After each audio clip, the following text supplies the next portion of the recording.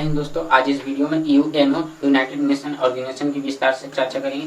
आखिर जानेंगे यूएनओ क्या है और यूएनओ की संरचना क्या है और इसमें जानेंगे इसके प्रमुख अंग में सुरक्षा परिषद होता है, महासभा होता है। तो सुरक्षा परिषद में होता है अस्थायी सदस्य, परमानेंट मेंबर, जिसमें वीटो पावर है। तो आखिर जानेंगे कि इंडिया को मतलब वीटो पावर क्यों मिल नहीं रहा, इसको थोड़ा सा देखेंगे और देखते हैं कि किस प्रकार यूएनओ की स्थापना हुआ। तो स्टार्ट करते हैं।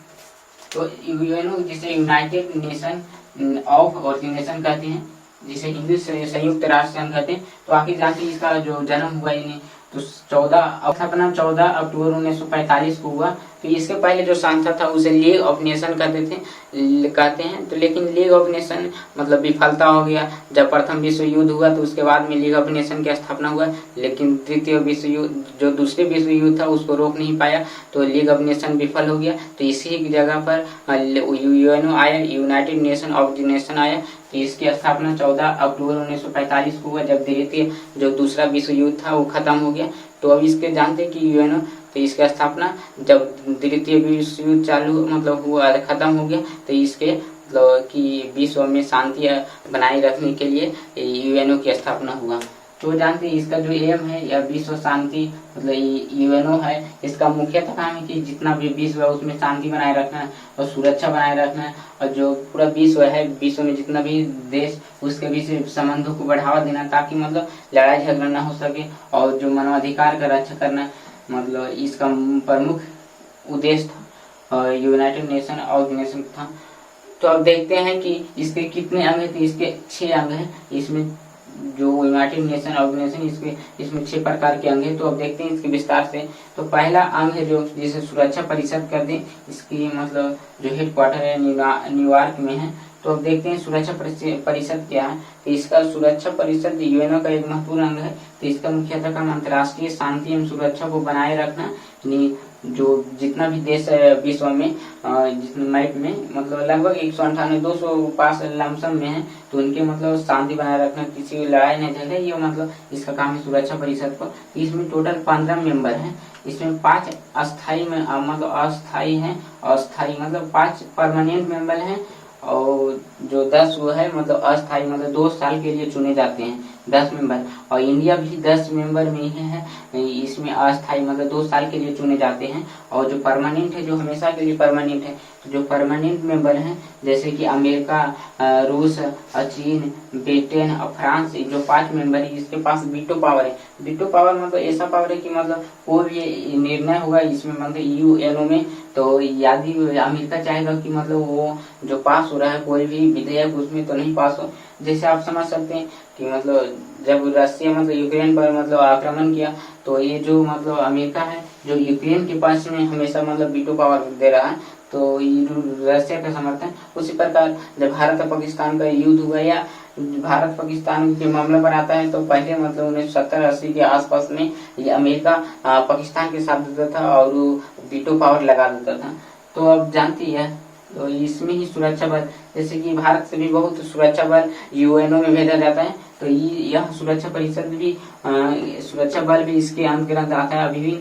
जैसे कि वो दक्षिण अफ्रीका में, वहाँ पर दक्षिण अफ्रीका में हमेशा मतलब तख्ता पलट होते रहता है, अशांति रहता है, इसलिए सुरक्षा बल जाता है। तो भारत के भी बहुत सुरक्षा बल है, जैसे आप चित्र में देख सकते हैं। और जो दूसरा है अंग महासभा कहते हैं, यह भी महत्वपूर्ण है। तो महासभा क्या है, तो जो यूएनओ है उसका यूएनओ इसका परामर्श दात्री नहीं क्या मतलब यह केवल परामर्श देता है, यह सलाह देता है कि क्या काम करना है। तो इसमें सभी सदस्य शामिल हैं, और जितना भी सदस्य शामिल है उसका एक मतलब कोई भारत है तो भारत का एक वोट होगा। मतलब 198 यूएनओ में सदस्य शामिल है, तो उसका वोट बराबर नहीं समान होता है। तो ये इसने मतलब महासभा ने, तो अब देखते हैं महासभा की काम क्या है। तो महासभा का मुख्यतः काम की यूएनओ की नीतियों एवं कार्यक्रमों को निर्धारित करना, कि मतलब नीतियों एवं कार्यक्रमों का तात्पर्य कि क्या होना है और नहीं होना है, वो नीतियाँ तैयार करता है। जैसे कि 1948 में इन्होंने मानवाधिकार के संरक्षण के लिए मानवाधिकार का सार्वभौम घोषणा किया। इसमें बताता है कि किस प्रकार मानवाधिकार की रक्षा करना है, कि रहने का, घूमने का, टहलने का स्वतंत्र, और बहुत ही उसमें है। इसी मतलब इसी आधार पर भारत में भी मानवाधिकार आयोग की स्थापना हुआ। तो और उन्होंने महासभा ने 1970 में महत्वपूर्ण का पर्यावरण संरक्षण पर विश्व सम्मेलन का बैठक किया, क्योंकि 1970 में इन्होंने शुरू किया कि पर्यावरण मतलब प्रदूषण, जलवायु परिवर्तन बढ़ रहा है, इसी के परिप्रेक्ष्य में अगला अंग है इसका अंतर्राष्ट्रीय न्यायालय, जिसका हेडक्वार्टर नीदरलैंड हेग में है, जैसे इमेज में देख सकते हैं। इसका मुख्यतः काम अंतर्राष्ट्रीय विवादों का समाधान करना, यानी जितना भी देश है यूएनओ में, उनके बीच में मतलब कोई लड़ाई होता है तो वो उसको अंतर्राष्ट्रीय मतलब विवाद उसको समाधान करना।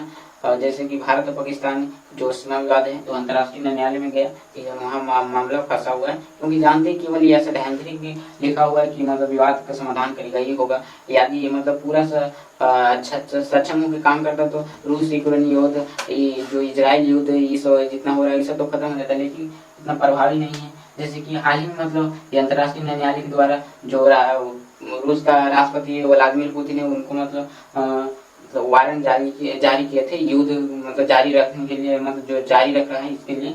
अब अगला है सचिवालय। इसका मुख्यतः काम है यह मतलब सचिवालय है जो यूएनओ का प्रशासनिक अंग है, जो महासचिव के नेतृत्व में रहता है। मतलब जो महासचिव आप सुनते हैं यूएनओ का, जो अभी वर्तमान में एंटोनियो गुटेरेस है, तो ये मतलब ये सचिवालय का ही मतलब मेन है, जो मेन अति होता है अध्यक्ष, उसको मतलब महासचिव कहते हैं, महासचिव के नेतृत्व में होता है। इसका मतलब और काम है कि महासभा, जो सचिवालय का मुख्यतः काम है, जो महासभा पीछे बताएं सुरक्षा परिषद, उसका कोई भी निर्णय होगा उनको लागू करने का जो दायित्व है वो सचिवालय का है। और यह मानवाधिकार की रक्षा करना और जो 3 प्रतिदिन यूएन में कोई कार्य होता है उनका देखरेख सचिवालय ही करता है। तो अगला इसका जो 5वां मतलब अंग है उसको कहते हैं आर्थिक और सामाजिक परिषद।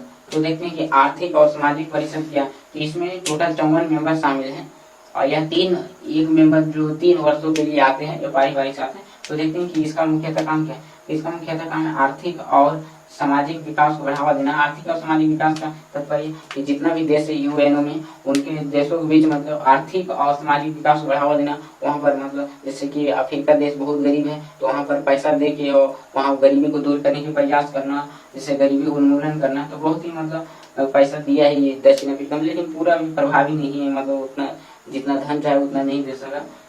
आइए मुख्य संस्था UNDP, United Nation Development Programme, जो गरीबी उन्मूलन में महत्वपूर्ण भूमिका निभाता है। ये 1970 के आसपास में इसका स्थापना हुआ, तो यह भी गरीबी उन्मूलन में बहुत योगदान दिया। और अगला जो गोल है जिससे आप सुनते हैं, हमेशा सुनते हैं, एसटीजी गोल 2030, जो मतलब इसमें 16-17 गोल लिखा हुआ है कि गरीबी को दूर करना, भूखमरी मतलब नहीं आना और लोगों को अच्छा जीवन जीना। इसमें 16-17-18 गोल लिखा हुआ है जो 2030 तक जितना भी देश उसको प्राप्त करना है, लेकिन यह कोई भी देश अभी 2030 तक नहीं प्राप्त कर सकता। भारत का अगर देखें तो भारत और बहुत पिछड़ा हुआ है एसडीजी गोल में। अब अगला है जो न्यास परिषद, इसका आखिरी मतलब जो अंग है, तो यह इसका काम क्या है, जो मतलब देश औपनिवेशिक अभी भी जो मतलब किसी दूसरे देश के अधीन है, स्वतंत्र नहीं है, उस पर कोई भी मतलब प्रत्यक्ष अधिकार करता है, तो उसको मतलब स्वतंत्र कराने में मदद करना। जो जैसे कि जानते हैं 1970 के आसपास जितना दक्षिण अफ्रीका में है तो इंग्लैंड और भी पश्चिमी देशों का मतलब इस पर अधिकार था, तो उनके मतलब उनसे स्वतंत्र दिलाया। जैसे बहुत सोमाली देख सकते हैं और जो कैमरून और टोगो, ये सब जो देश है, इन देशों को मतलब औपनिवेशिक ताकतों से स्वतंत्रता दिलाया। अब देखते हैं कि यूएनओ की क्या उपलब्धियां है। 1945 में इसकी स्थापना हुआ, तो इसका मतलब 75 साल से प्लस हो गया। तो जानते हैं इसकी उपलब्धियां क्या मतलब सफलता मतलब पाए हैं यूएनओ। तो इस देखते हैं उपलब्धियां। तो आगे है शांति स्थापना। उन्होंने कांगो और बोस्निया जो देश आप देख सकते हैं मैप में, यह देश मतलब औपनिवेशिक ताकतों के अधीन था। तो यूएनओ ने सेना की मदद से, और सेना मतलब जो अपने पास विभिन्न मतलब जितना भी इसमें देश है, जैसे भारत भी बहुत अपनी सेना भेजता है यूएनओ में, तो इन सेनाओं से मदद से कांगो बोस्निया जैसे देशों में हमेशा ताकत पलट होते रहता था, तो वहाँ शांति स्थापना किया। तो यह महत्वपूर्ण उपलब्धि है। जानते हैं कि 1991 का खाड़ी युद्ध सबसे महत्वपूर्ण युद्ध था। तो इसमें जो यह युद्ध था, जो खाड़ी मुख्यतः जो 8 देशों का एक समूह है, खाड़ी है। तो यह इसमें इराक ने कुवैत पर आक्रमण कर दिया था। तो जो संयुक्त राष्ट्र सुरक्षा परिषद है, उसने वीटो पावर मतलब शक्ति से इराक को मतलब बहुत ही प्रतिबंध लगाया, जिससे फिर कुवैत पर आक्रमण करना छोड़ दिया। तो यह भी बहुत महत्वपूर्ण उपलब्धियां था कि इराक को प्रतिबंधित किया और कुवैत आजाद हो गया।